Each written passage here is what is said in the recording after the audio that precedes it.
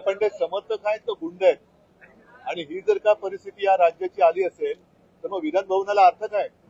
ज्यांनी त्यांना पास दिले त्यांच्यावरती कारवाई झाली पाहिजे, मग तो कोणी असेल ज्यांनी त्यांना पास दिले त्यांचं नाव आलं पाहिजे समोर, कारण हा अधिकार शेवटी अध्यक्षांचा असतो. अध्यक्षांची पण दिशाभूल केली गेली का हा पण विषय आहे. मात्र अशी मारामारी आणि आमदारांना धक्काबुक्की ही गुंडागर्दी आता विधान भवनापर्यंत पोहोचली असेल तर मग हे फार अवघड आहे.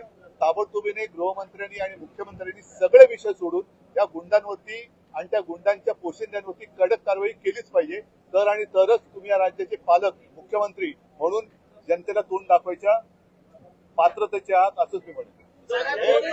अयोग्य गेले काही तास गेले काही दिवस पण विधान भवनाच्या आवारामध्ये जर त्या गोष्टी व्हायला लागल्या आणि असे जर का गुंड आणून मारामाऱ्या व्हायला लागल्या तर मग मैदानामध्ये या. हे सगळ्यात पवित्र असं मंदिर आहे आणि त्याच्यामध्ये मग त्यांना पास कोणी दिले इथपासून त्यांची जबाबदारी आणि त्यांच्या पोशिंद्यांवरती कारवाई झाली.